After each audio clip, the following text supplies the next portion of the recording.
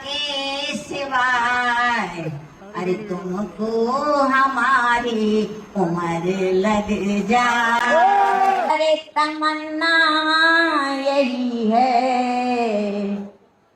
यही आरज़ू है,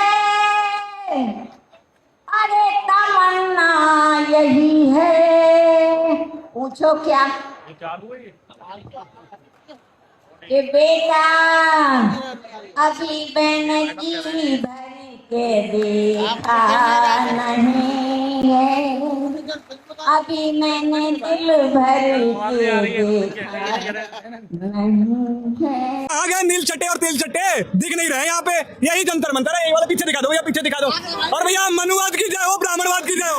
और उसके बाद एक मिनट भैया, एक मिनट। कुत्ता पाल लीजिए, बिल्ली पाल लीजिए, वहम पाल लीजिए, और ज्यादा हो तो पिछवाड़े में बाहर डाल लीजिए। जिएंगे तो ब्राह्मणवादी, जीतेंगे तो ब्राह्मणवादी। कुत्ता पालो, बिल्ली पालो, भेड़ बकरी पालो, मगर गलतफहमी मत पालो। जब तक इस देश में गैर बराबरी रहेगी, छुआछूत रहेगा, आरक्षण रहेगा। पहले संवैधानिक मूल्य को स्वीकार करो, जातिवाद छोड़ो, गैर बराबरी बंद करो, भाईचारा बनाओ, समता मूलक समाज बनाओ, जातीय बंधन तोड़ो, जातिहीन समाज बनाओ। ये आरक्षण हम आपके मुंह पे फेंक के मार देंगे उसी दिन, मेरी बात को आप याद रखें। तुम्हारी मेरिट को अगर फाड़ के, तुम्हारी मेरिट को, जिस छूटी तथाकथित मेरिट का आप जिक्र करते हो, इंटरव्यू में गला काटते हो, अंगूठा काटते हो हमारा, इंटरव्यू में पछड़ जाते हो आप हमसे, मेन एग्जाम में, रिटर्न में, इंटरव्यू में हमें 150 और खुद को 225 लेके, और जो एक लव्य का अंगूठा काटने की प्रक्रिया चल रही है, तुम्हारी इस तथाकथित मेरिट का भी स्वागत करेंगे और इस मेरिट को फाड़ के तुम्हें बताएंगे कि जिनको सदियों तक दबा के रखा गया वो कमजोर नहीं थे। मुकाबला करो, चाणक्य के रिश्तेदारों, मुकाबला करो, समय आने वाला, चिंता मत करो। आप सभी साथियों को क्रांतिकारी नमो बुधाई, जय भीम, जय भारत, जय संविधान। दोस्तों मैं रमन और आप देख रहे हैं अध्यात्म पावर। साथियों, भीम आर्मी के संस्थापक, आजाद समाज पार्टी के राष्ट्रीय अध्यक्ष वनगीना सांसद चंद्रशेखर आजाद की देश भर में बढ़ती लोकप्रियता कहीं न कहीं मनुवादियों की नींद हराम कर चुकी है। बता दें साथियों कि आजाद समाज पार्टी के राष्ट्रीय अध्यक्ष वनगीना सांसद चंद्रशेखर आजाद कल यानी 23 अगस्त 2026 को राष्ट्रीय नव जागृति कठेरिया धानुक समाज महासंघ के 8वें स्थापना दिवस पर मुख्य अतिथि के तौर पर आगरा पहुंचे थे। बताते साथियों कि जैसे ही चंद्रशेखर आजाद आगरा पहुंचे, वहां पर हजारों की संख्या में कार्यकर्ताओं ने उनका स्वागत किया। साथियों आप देख सकते हैं, जैसे ही चंद्रशेखर आजाद का काफिला आगरा पहुंचा, वहां पर तमाम लोगों ने उनका किस तरह से भव्य स्वागत किया। चंद्रशेखर आजाद उसके बाद सीधे मंच पर पहुंचते हैं, और जैसे ही चंद्रशेखर आजाद मंच पर पहुंचते हैं, उसके बाद जो ही बैठते हैं तो वहां पर आजाद समाज पार्टी के जो भी पदाधिकारी थे वो उनका स्वागत करते हैं। फिर साथियों एक जोरदार तरीके से पगड़ी बांधी जाती है, आप देख सकते हैं साथियों। उसके बाद साथियों एक ऐसा दृश्य देखने को मिलता है जो काफ़ी भावुक कर देता है, क्योंकि साथियों एक 80 वर्ष की बूढ़ी माँ चंद्रशेखर आज़ाद के मंच पर पहुंचती है, और जैसे ही चंद्रशेखर आज़ाद के मंच पर पहुंचती है, उसके बाद चंद्रशेखर आज़ाद खड़े हो जाते हैं। फिर चंद्रशेखर आज़ाद से वह गले लग जाती है। वो बूढ़ी माँ का जो प्यार है साथियों, चंद्रशेखर आज़ाद को कहीं न कहीं भावुक कर देता है। उसके बाद साथियों जो चीज़ देखने को मिलती है, कहीं न कहीं आप भी सोचने पर मजबूर हो जाएंगे कि आखिर उस बूढ़ी माँ के अंदर चंद्रशेखर आज़ाद के प्रति प्रेम कितना था। चंद्रशेखर आज़ाद के लिए कई गिफ्ट लेकर पहुँची थी। वह बूढ़ी माँ जैसे ही अपने थैले को खोलती हैं, उसके बाद साथियों एक गिफ्ट जो है वो देती हैं। फिर उसके बाद एक किताब देती हैं। फिर साथियों उसके बाद 100 के नोटों की माला चंद्रशेखर आज़ाद को भेंट करती हैं। साथियों आप इस वीडियो में देख सकते हैं। इसके बाद साथियों चंद्रशेखर आज़ाद को वह सोने का माला भी भेंट करती है, आप देख सकते हैं साथियों। तो कुल मिलाकर साथियों चंद्रशेखर आज़ाद को जो बूढ़ी माँ ने प्रेम दिया और उन्होंने एहसास कराया कि सिर्फ उनकी माँ वह नहीं है जिन्होंने उनको पैदा की है, बल्कि तमाम बहुजन समाज की वो माँ जो चंद्रशेखर आज़ाद को अपना बेटा मानती है। साथियों, जौनपुर के महारैली में भी चंद्रशेखर आज़ाद जब पहुँचे थे तो वहाँ पर सैकड़ों माताओं ने उनको अपना प्यार दुलार दिया। यही नहीं साथियों, एक माँ जो चंद्रशेखर आज़ाद की रैली में पहुंची थी, जिसके पास चाय तक के भी पैसे नहीं बचे थे। कुल मिलाकर साथियों, ये जो बहुजन समाज की माताओं का चंद्रशेखर आज़ाद के प्रति प्रेम झलक रहा है साथियों, कहीं न कहीं ये मैसेज है उन मनवादियों के लिए कि तुम चाहे लाख कोशिश करो, चंद्रशेखर आज़ाद को झुका नहीं पाओगे। चंद्रशेखर आज़ाद वो मिसाल हैं जिन्होंने वो कर दिखा दिया है, शायद कोई और न कर सके। बाबा साहब डॉक्टर भीमराव अंबेडकर के सच्चे अनुयायी और बहुजनों की मान सम्मान स्वाभिमान चंद्रशेखर आज़ाद आगरा के जैसे ही मंच पर स्पीच देने के लिए पहुंचे, सबकी निगाहें कहीं न कहीं चंद्रशेखर आज़ाद पर टिकी हुई थी। क्योंकि साथियों, इस समय सबसे महत्वपूर्ण मुद्दा आरक्षण का चल रहा है। लगातार जो आरक्षण विरोधी हैं, आरक्षण हटाओ की मांग कर रहे हैं। साथियों, आपने देखा कि किस तरह से 21 अगस्त 2026 को कुछ मनवादी जातंकवादी मानसिकता के लोग, जिनके अंदर जातिवाद ठूस ठूस कर भरा हुआ था, साथियों जो वहाँ पर पहुंचकर ब्राह्मणवाद मनुवाद का जिंदाबाद नारा लगा रहे थे, और तो और साथियों अंबेडकरवादियों को खुली चेतावनी दे रहे थे। और यही नहीं साथियों, एक तरफ जातिवाद तोड़ने की बात कर रहे थे, तो दूसरी तरफ वो नारा ब्राह्मणवाद मनुवाद का जिंदाबाद लगा रहे थे। और साथ ही साथ वो ये बोल रहे थे, जब तक हम रहेंगे तब तक ब्राह्मणवाद रहेगा, मनुवाद रहेगा। आखिर किस तरह से वो मनुवादी मानसिकता के लोग जंतर मंतर पर जाकर अपनी मानसिकता को उजागर कर रहे थे। पहले साथियों आप उनका वीडियो देखिए, उसके बाद हम सीधे आपसे बात कर रहे हैं। नीले इंडो से, SC ST से, आरक्षण से, UGC से, चंद्रशेखर रावण को दे देंगे आजादी। हर हर महादेव। और कहाँ गए नील चट्टे और तेल चट्टे? दिख नहीं रहे यहाँ पे। यही जंतर मंतर है। ये वाला पीछे दिखा दो भैया, पीछे दिखा दो। और भैया मनुवाद की जय हो, ब्राह्मणवाद की जय हो। और उसके बाद एक मिनट भैया, एक मिनट। कुत्ता पाल लीजिए, बिल्ली पाल लीजिए, वहम पाल लीजिए, और ज्यादा हो तो पिछवाड़े में बाहर डाल लीजिए। जिएंगे तो ब्राह्मणवादी, जीतेंगे तो ब्राह्मणवादी। जिंदाबाद भाई। सुनो, शेर है या कीड़े मकोड़े, कॉकरोच नहीं है, समझ गए? कट्टर सनातनी है।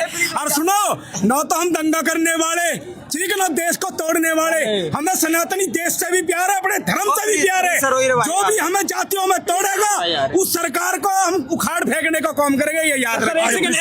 लेकिन एक चीज और, जीतेगी तो बीजेपी, आएगी तो बीजेपी। कांग्रेस वालों को थोड़े ना लेके आएंगे। भाजपा है, भाजपा रहेगी। आप यह नहीं कर सकते कि 500 नंबर वाला घास छिलेगा और -40 वाला डॉक्टर बनेगा। ये होने नहीं देंगे। ये अन्याय अब तक सवर्ण समाज देख रहा था कि किसी तरह से कोई किसी को ऊपर उठा करके हमारे सर पे पेशाब कराओगे, अब होने नहीं देंगे। महाराज जी जो ये रिजर्वेशन है, उसमें उसके मुख्य बिंदु क्या है महाराज जी? बस रिजर्वेशन हटाओ।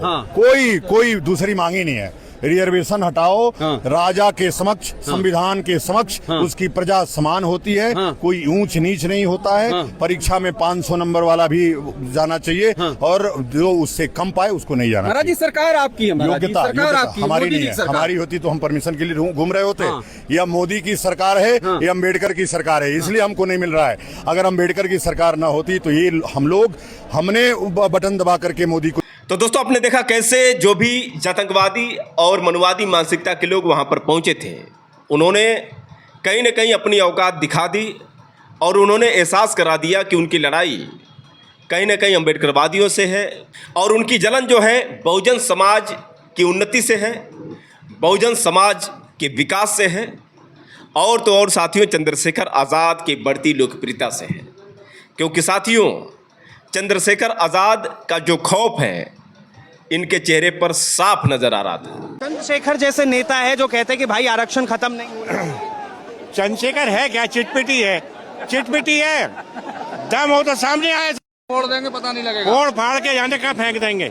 आज तक आया सामने? तो नहीं आएंगे वो सामने, वो जिंदगी भर नहीं आएगा। वहीं साथियों, चंद्रशेखर आज़ाद जब मंच पर अपनी स्पीच देने के लिए पहुंचे तो कहीं ना कहीं उन्होंने सोच लिया था कि जितने भी मनुवादी ये छटपटा रहे हैं और जो आरक्षण को हटाने की कोशिश करना चाहते हैं, तो उनको सीधे तौर पर उन्होंने चेतावनी दे डाली कि कान खोलकर सुन लो, जब तक देश में जातिवादी व्यवस्था रहेगी, जब तक ऊंच नीच का भेदभाव रहेगा, तब तक आरक्षण रहेगा।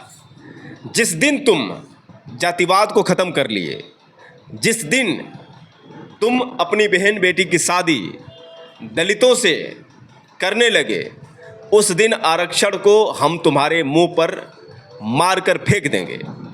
साथियों, चंद्रशेखर आज़ाद ने बहुत तेज तर्रार स्पीच दी और चंद्रशेखर आज़ाद की स्पीच काफ़ी वायरल भी हो रही है। पहले साथियों, चंद्रशेखर आज़ाद के जो प्रमुख बिंदु थे, आखिर कैसे चंद्रशेखर आज़ाद ने आरक्षण विरोधियों को जमकर ललकारा, पहले आप चंद्रशेखर आज़ाद की ये स्पीच सुनिए, उसके बाद हम सीधे आपसे बात कर रहे हैं। आज कह रहा हूं और एफिडेविट लिख के कह रहा हूं, लिख लो, जिस दिन ताकत बन जाएगी आपकी तरफ, कितना भी बड़ा सामंतवादी क्यों ना हो, जब आप गुजरोगे तो घूर के नहीं देख पाएगा आपको। मेरी बात को आप याद रखना। मैं मानवता का विरोधी नहीं हूं, लेकिन अगर किसी को अहंकार हो कि वो माफिया है, वो बहुत बड़ा ताकत है, तो समय बदलता रहता, लोकतंत्र है ये। आपकी तरफ और जो हमारे माथे का गौरव है, हमारी बहन बेटियां, उनकी तरफ तो आंख उठाना ये तो सपने में भी नहीं सोच पाएगा कोई। देखो, इतनी सरकारें आई, मैं किसी पर टिप्पणी नहीं कर रहा हूं, लेकिन आज भी अन्याय होता है ना। मैं आज आपसे कह रहा हूं, मेरे लोगों, 1 महीने के लिए ताकत मेरे हाथ में दे दो। अगर जिस दिन ताकत मिलेगी और 1 हफ्ते के बाद उस पूरे 1 महीने, उस बचे हुए 23 दिन में अगर आपके ऊपर किसी ने आंख उठा दी और वो रात को अपने घर सो गया, तो मैं लिख कर देता हूं, राजनीतिक इस्तीफा दे दूंगा। एफिडेविट दे कह रहा हूं, लिखवा लो मेरे लोगों। आज कह रहा हूं, अगर वो 7 दिन के बाद, प्रक्रिया में आने के बाद, अगर उसने 23 दिन में अन्य अत्याचार किया और रात को वो घर सो गया, तो मैं आपको लिख कर कह रहा हूं, मैं उस दिन इस्तीफा देकर, राजनीतिक इस्तीफा देकर राजनीति छोड़ दूंगा, घर बैठ जाऊंगा। वो जो एक किस्सा सुनाया जाता ना कि झाड़ू वाला, वो कि अगर हम बटे हुए हैं सीखों में तो हम कचरा बन जाएंगे और हम इकट्ठे हो जाएंगे, बंध जाएंगे, एकजुट हो जाए तो हम बहुत सारे कचरे को साफ कर देंगे, ताकतवर हो जाएंगे। वो इस बात को जानते हैं और ये तब से ज्यादा शुरू हुआ जब से 2 अप्रैल 2018 के आंदोलन में आपने इस पूरे देश को बताने का काम किया, पूरे देश को बताने का काम किया। अगर हमारे अधिकारों को छूने का प्रयास करोगे तो छोड़ेंगे नहीं। इसीलिए पिछले दरवाजे से ये सरकारें आरक्षण खत्म करो, SC ST एक्ट खत्म करो, प्रमोशन रिजर्वेशन खत्म करो, इन सब चीजों को पिछले दरवाजे से राजनीतिक षड्यंत्र कर करके अपने लोगों से चलवाती है, फिर कोर्ट में भिजवाती है, फिर कोर्ट से ऑर्डर करवा देती है। हम सब देख रहे हैं, खुली आंखों से देख रहे हैं। लेकिन मैं आज आगरा की इस पवित्र धरती से, इस क्रांतिकारी धरती से कहना चाहता हूं कि हम चुप नहीं रहेंगे। आप मेरी बात को याद रखें। अभी 4 मेडिकल कॉलेज का इश्यू था, जो स्पेशल कंपोनेंट प्लान का पैसा केंद्र सरकार द्वारा 70% आया और 30% राज्य सरकार ने लगा के 4 मेडिकल कॉलेज उत्तर प्रदेश में बनाए। पहला कहां बना? सहारनपुर में, दूसरा कहां बना? कन्नौज में, तीसरा कहां बना? जालौन में, चौथा कहां बना? अंबेडकर नगर में। 4 मेडिकल कॉलेज बने। विशेषता क्या है? 90 मेडिकल कॉलेज हैं, प्राइवेट सरकारी 90 मेडिकल कॉलेज हैं उत्तर प्रदेश में। इन 4 मेडिकल कॉलेज में विशेषता क्या है? देखो, समझने की बात, इन 4 मेडिकल कॉलेज में 70% सीटें SC ST के बच्चों के लिए आरक्षित है, क्योंकि 70% पैसा स्पेशल कंपोनेंट प्लान का आया था। ठीक है, जैसे मुस्लिम समाज के भी कुछ इंस्टीट्यूशन है, जैन समाज के भी हैं, और समाजों के भी हैं, वो उनके पैसे से बना है, तो उनमें उनका प्रतिभाग कमेटी, उनकी बोर्ड वोट सब उन्हीं का होता है। तो इन 4 मेडिकल कॉलेज में 70% सीटें रिजर्व हैं और उन 70% रिजर्व सीटों में शेड्यूल कास्ट की हर जाति के बच्चे को डॉक्टर बनने के लिए सीट मिलती है। ठीक है, ना किसी एक जाति के लिए है, ना किसी एक धर्म के लिए, शेड्यूल कास्ट के लिए।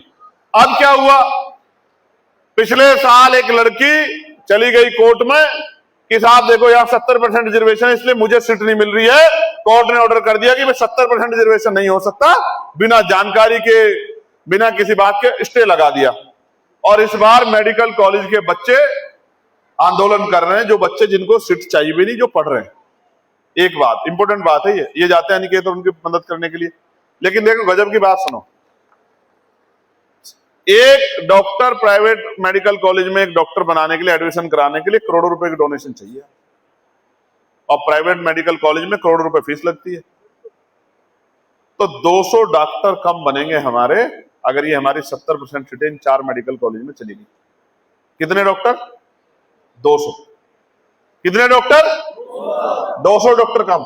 लेकिन आप अपने दिल पे हाथ रख के बताओ, जो ठेकेदार बने हुए हमारे जाति के आधार पे, जो सरकार कहती है कि भाई हम दलितों के, पिछड़ों के हितैषी हैं, बताओ हमारे 200 डॉक्टर हमसे छीने जा रहे हैं। क्यों नहीं उनके मुंह से आवाज निकल रही है भाई?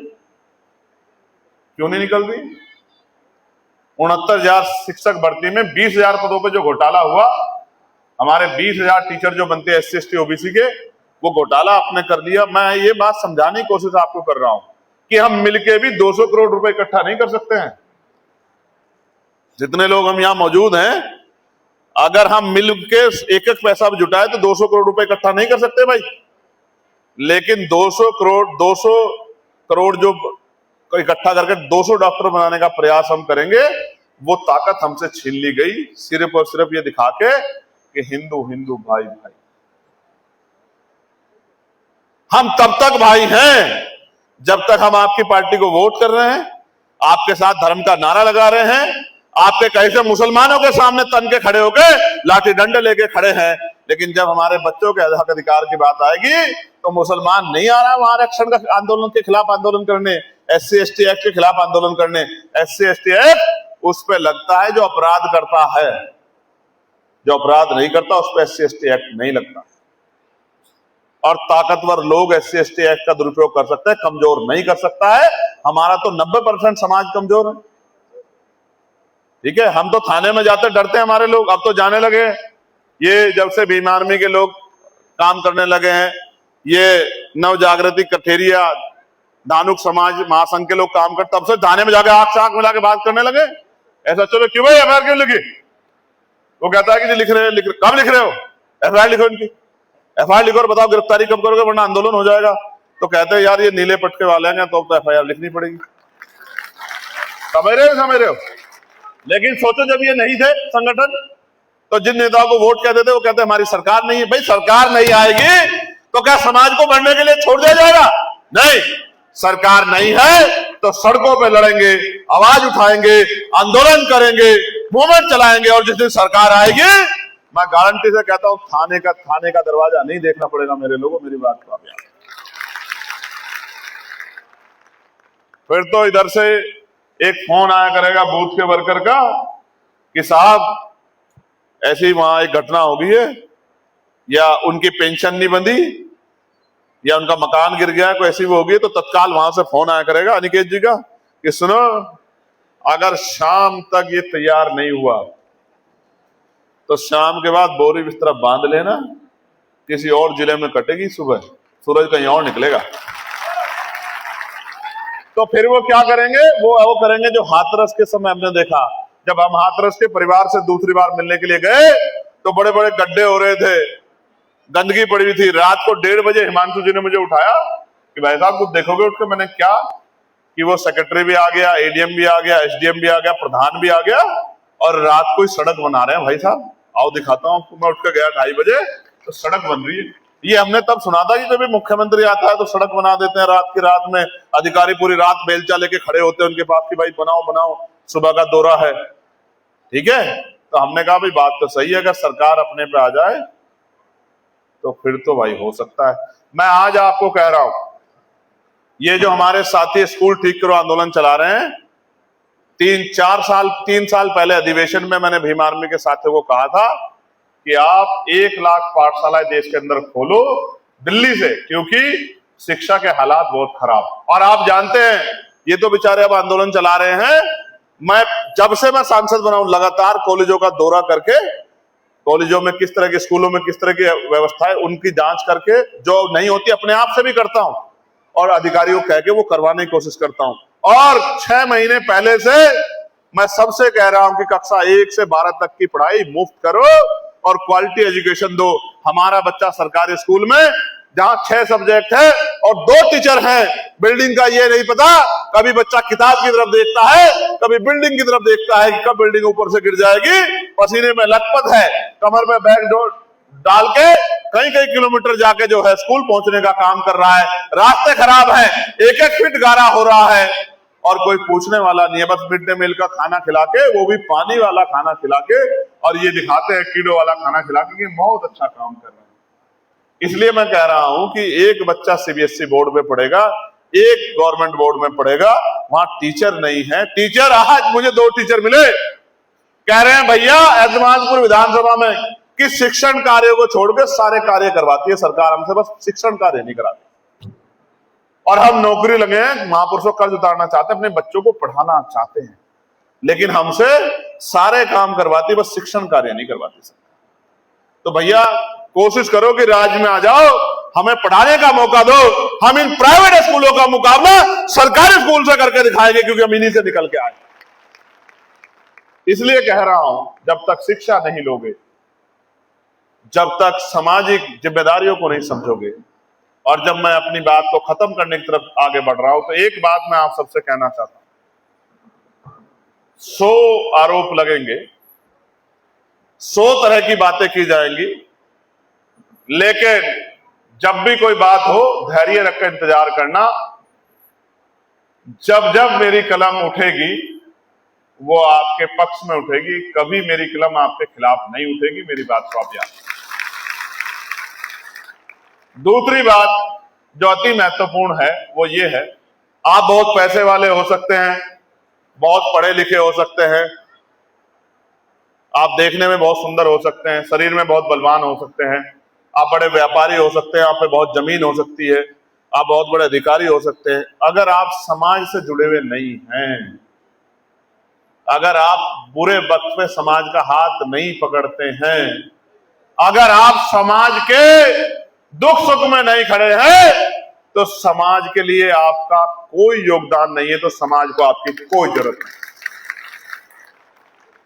समाज के दिलों में आपके प्रति कोई प्रेम नहीं है। मेरा तजुर्बा है, बड़े से बड़ा पैसे वाला जाता है, 100 लोग नहीं इकट्ठे होते, गांव का काम करने वाला एक सामान्य सामाजिक कार्यकर्ता जाता है, आसपास के 100 किलोमीटर के लोग आते हैं कि भाई ये आदमी बहुत अच्छा था, समाज की सेवा करता था। इसलिए मैं आपको कह रहा हूं कि अपने बच्चों के अंदर, अपने अंदर तो आपके हैं, अपने बच्चों के अंदर ये भाव जरूर डालना कि जिस समाज में पैदा हुए हो, अगर कभी उस समाज का हाथ पकड़ने का अवसर आए या उस समाज के अधिकारों में कभी हमला हो, तो अपनी कुर्सी की परवाह मत करना, अपने समाज के हितों की रक्षा करना, सच्चे बेटे बन के दिखाना, कपूत मत बन जाना, समाज से धोखा मत करना, समाज से गद्दारी मत करना, समाज को अकेला मत छोड़ना।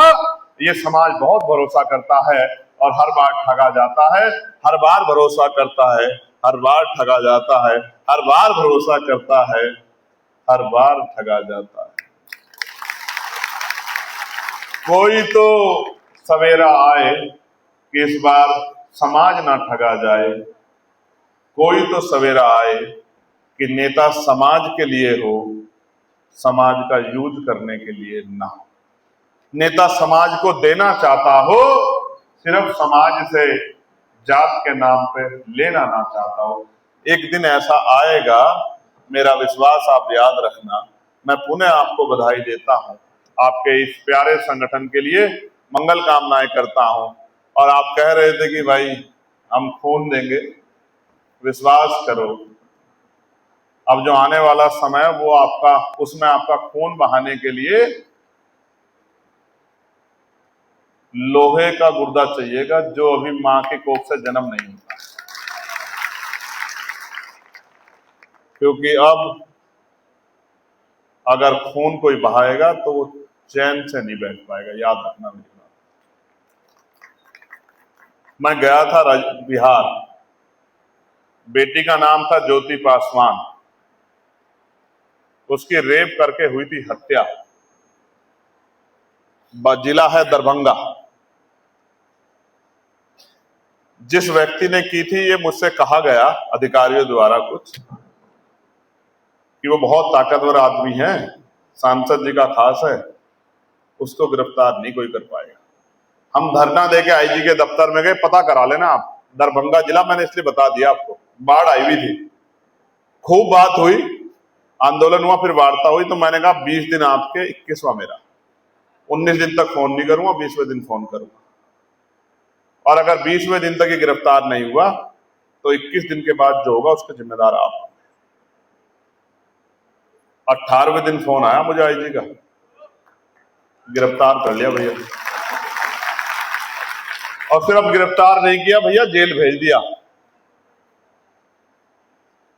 इसलिए आपसे कह रहा हूं, एक बार पैदा हुए एक बार मरेंगे। लोग याद रखेंगे कि हमारा नेता धोखेबाज था या हमारा असली था। अगर आप साथ दे दो, आप सबको कह रहा हूं, आप अगर साथ दे दो तो याद रखना 2027 में ऐसा इनकलाब पैदा होगा कि नोटों वाले हार जाएंगे और वोटों वाले जीत जाएंगे। मेरी बात को और जो हमारे महापुरुष कहते हैं कि वोट हमारा राज तुम्हारा, नहीं चलेगा नहीं चलेगा, और आरक्षण से लेंगे एसपीडीएम, वोट से लेंगे सीएम पीएम, और धन धरती राजपाट बट के रहेगा। जिसकी इतनी संख्या भारी उसकी उतनी हिस्सेदारी, ये होना ही है इस देश में। आज कह रहा हूं, मीडिया के बंधु भी रिकॉर्ड कर लेना, पता नहीं क्या क्या चलाओगे आप।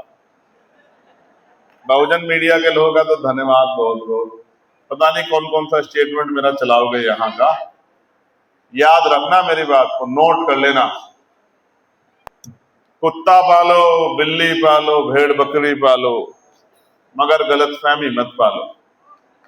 जब तक इस देश में गैर बराबरी रहेगी, छुआछूत रहेगा, आरक्षण रहेगा। पहले संवैधानिक मूल्य को स्वीकार करो, जातिवाद छोड़ो, गैर बराबरी बंद करो, भाईचारा बनाओ, समता मूलक समाज बनाओ, जातीय बंधन तोड़ो, जाति विहीन समाज बनाओ। ये आरक्षण हम आपके मुंह पे फेंक के मार देंगे उसी दिन, मेरी बात को आप याद रखें। अब तो हमारे लोग पढ़ने लगे हैं, बोलने लगे हैं, लिखने लगे हैं। मैं आज गारंटी से कहता हूं, आज 2026 चल रहा है, 2051 में एक ऐसा समय आएगा कि हमारी तीसरी पीढ़ी मैदान में होगी। तुम्हारी मेरिट को अगर फाड़ के, तुम्हारी मेरिट को, जिस छूटी तथाकथित मेरिट का आप जिक्र करते हो, इंटरव्यू में गला काटते हो, अंगूठा काटते हो हमारा, इंटरव्यू में पछड़ जाते हो आप हमसे, मेन एग्जाम में, रिटर्न में, इंटरव्यू में हमें 150 और खुद को 225 लेके, और जो एकलव्य का अंगूठा काटने की प्रक्रिया चल रही है, तुम्हारी इस तथाकथित मेरिट का भी स्वागत करेंगे और इस मेरिट को फाड़ के तुम्हें बताएंगे कि जिनको सदियों तक दबा के रखा गया वो कमजोर नहीं थे, उनके रास्ते आपने बंद किए थे। मेरे तो याद है, सरकारी स्कूल में पढ़ने के लिए 1911-12 का समय था, एक अधिवेशन था, उसमें ये माना गया कि अनुसूचित जाति अछूतों को भी विद्यालय में सरकारी विद्यालय में पढ़ने की अनुमति होनी चाहिए। आप महसूस करके देखो, बाबा साहब तो के पिता तो सूबेदार थे, तो वो बाहर बैठ के पढ़ते थे। जिनके पिता सूबेदार नहीं थे, इसके सागर के बाबा, मेरे बाबा जो खेतीहार मजदूर थे, वो कहां पढ़ते होंगे भाई। मेरे पिताजी 12वीं तक मुझे बताते थे, मेरे मित्र हो गए थे अंतिम समय में, वो 12वीं तक मेरे पिताजी कहते थे कि 12वीं में पहली बार मेरे पास पजामा आया चंद्रशेखर। 11वीं तक मैंने पट्टू के कच्चे से थोड़ा सा बड़ा कच्चा होता था, 11वीं तक उसमें पढ़ाई की है। और 12वीं के बाद जब मैं पढ़ने के लिए गया देहरादून तेरे ताऊ जी के पास, तब मेरे पास पहली बार पजामा आया, पैंट भी नहीं।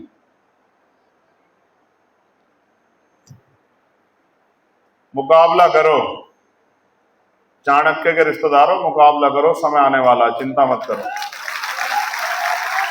और राजनीति में भी पछाड़ेंगे, एजुकेशन में भी पछाड़ेंगे, नौकरी में पछाड़ेंगे, लेकिन जैसा बाबा साहब ने कहा था, हम प्रथम और अंतिम भारतीय हैं, इस देश की मिट्टी के कण के लिए अपने प्राणों का बलिदान दे देंगे, झुकेंगे नहीं। बहुत बहुत धन्यवाद। जय भीम, जय भारत, जय संविधान, जय मंडल, जय जोहार। भारतीय संविधान जिंदाबाद, कमजोर किसान मजदूर जिंदाबाद, नव जागृति कठेरिया धानुक समाज महासंघ जिंदाबाद, और मेरी माताएं बहनें बुजुर्ग नौजवान साथी सब जिंदाबाद। धन्यवाद। तो दोस्तों, आपने सुना कैसे चंद्रशेखर आजाद ने आरक्षण विरोधियों को जमकर लताड़ लगाई और चंद्रशेखर आजाद ने एहसास करा दिया कि उनकी गलतफहमी है कि वह आरक्षण को हटाने की बात कर रहे हैं, और उन्होंने एहसास करा दिया कि मनवादियों सुधर जाओ, वरना चंद्रशेखर आज़ाद की पावर का तुम्हें अंदाज़ा नहीं है। वैसे साथियों, चंद्रशेखर आज़ाद को लेकर आप लोग की क्या राय है, आप लोग कमेंट करके बताएं, और हो सके तो साथियों इस वीडियो को ज़्यादा से ज़्यादा शेयर करें। फिर मिलेंगे अगले वीडियो के साथ, तब तक के लिए क्रांतिकारी नमो बुधाय। जय भीम।